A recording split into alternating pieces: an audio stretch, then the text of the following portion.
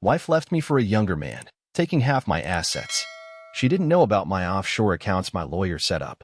The morning she told me she was leaving, I was sitting at our kitchen table reading the newspaper like any other Tuesday. 23 years of marriage, and she chose to end it while I was still in my pajamas, coffee barely touched.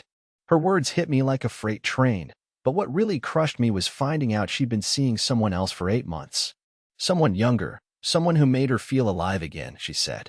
The way she looked at me when she said it, like I was already dead to her, that's something I'll never forget. I won't lie, the first few weeks were hell. I'd come home to our empty house, the silence so thick you could cut it with a knife. She'd taken most of the furniture, claiming it was all hers anyway since she'd picked it out. The walls had these pale rectangles where our wedding photos used to hang, like ghosts of what we used to be. I'd find myself standing in the living room at 3 in the morning, just staring at those blank spaces, wondering how 23 years could disappear so completely. The divorce proceedings started fast. Too fast. She had a lawyer who looked like he'd graduated law school about 5 minutes ago, but he was sharp and hungry. They came at me with everything they had, demanding half of everything I'd worked for. The house, the cars, my retirement accounts, even my collection of vintage guitars I'd been building since college. She wanted it all split right down the middle, and according to California law, she was entitled to it. What really hurt was how calculated it all felt. She'd been planning this for months, maybe years. She had spreadsheets, bank statements, appraisals on everything we owned. While I thought we were just going through a rough patch like most couples do, she was building a case against me. Every argument we'd had, every time I'd worked late, every moment I'd been less than perfect was ammunition in her arsenal. The mediator was this older woman who looked like she'd seen 1,000 divorces just like ours. She laid out the numbers in black and white, and they were staggering. Half of everything meant I'd be starting over at 52 with basically nothing. The house would have to be sold, and after paying off the mortgage and her lawyer fees, there wouldn't be much left. My retirement accounts, built up over decades of careful saving, would be cut in half. I'd be working until I was 70 just to survive. But here's what she didn't know, what nobody knew except my lawyer who'd helped me set it up years ago. Back when my business was really taking off, around year 15 of our marriage, I'd been paranoid about lawsuits and creditors. I'd read stories about people losing everything overnight, and I wanted protection. My lawyer suggested setting up some offshore accounts, completely legal but private.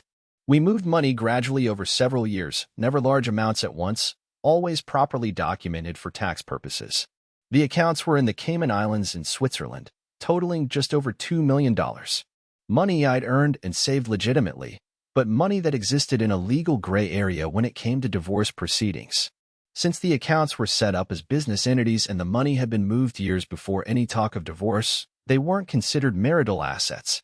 My lawyer had been very careful about that. Sitting in that mediation room, watching her lawyer smugly divide up what they thought was everything I owned, I felt this strange calm wash over me. She was getting half of what she could see, but she had no idea about the other half.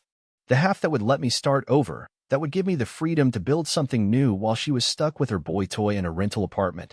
The house sold quickly in that crazy market. She got her half, about $300,000 after all the fees and the mortgage payoff. I got the same amount, which I immediately put into a new investment account. To anyone watching, it looked like I was starting from scratch with just that money. I rented a small apartment across town, drove my old pickup truck, and lived like a man who'd lost everything. But the truth was, I felt more alive than I had in years. Those offshore accounts meant I could take risks, try new things, live the life I'd always wanted but never dared to pursue. I started traveling, something she'd never been interested in. I took cooking classes, learned to sail, bought a motorcycle. For the first time in decades, I was living for myself instead of trying to make someone else happy. The real shock came about 6 months after the divorce was final. She called me, crying, saying she'd made a terrible mistake. Her young boyfriend had turned out to be exactly what you'd expect from a 28-year-old who'd pursue a married woman. He'd been using her for money and a place to stay, and once the divorce settlement ran out, he'd moved on to someone else. She was alone, broke, and desperate. She begged me to take her back, said she'd realized what she'd thrown away. The way she sobbed into the phone, you'd think she was genuinely sorry. But I could hear the calculation in her voice, the same tone she'd used when she was planning the divorce. She didn't want me back because she loved me, she wanted me back because she thought I was her only option. I told her I'd think about it, but I'd already made my decision. The man she divorced didn't exist anymore.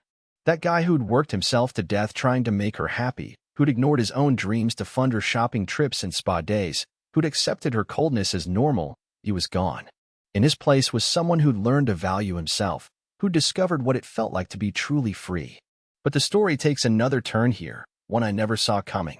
About a year after the divorce, I was at a coffee shop downtown when I ran into her sister. We'd always gotten along well, and she looked genuinely happy to see me. She asked how I was doing, and I told her the truth, that I was doing better than I'd ever imagined possible. She smiled and said she was glad, that she'd always thought her sister was crazy for giving up what we had. Then she said something that changed everything.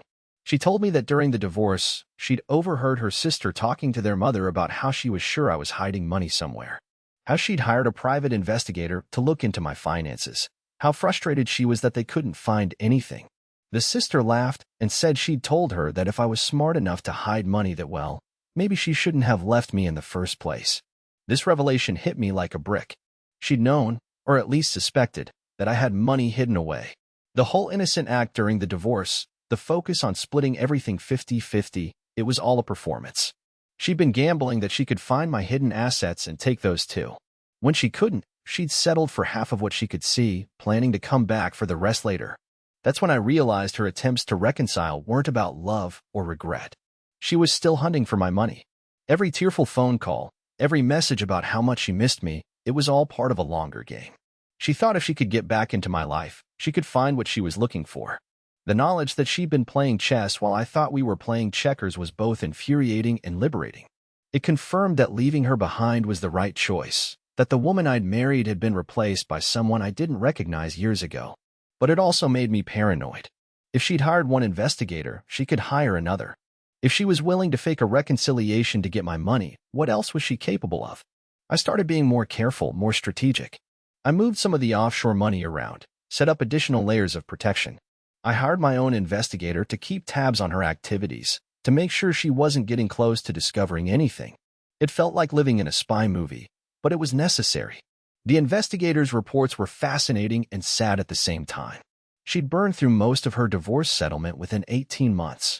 The apartment she'd rented was expensive, and without the discipline of a budget, she'd gone wild with spending. Designer clothes, expensive dinners, trips to try to win back the young guy who'd left her. She'd taken out loans against her future earnings, maxed out credit cards, and was heading toward bankruptcy. Meanwhile, I was thriving. I'd used some of the hidden money to invest in a small business, nothing flashy but profitable. I bought a modest house with an ocean view, paid cash so there was no mortgage payment. I was living comfortably but not extravagantly, careful not to show wealth that couldn't be explained by my visible income. The final twist came 2 years after the divorce. She showed up at my door unannounced, looking older and more desperate than I'd ever seen her. She said she needed help, that she was about to lose everything. She offered to sign any prenup I wanted, to give up any claim to anything I earned going forward, if I'd just help her get back on her feet. I invited her in, made her coffee, and let her talk.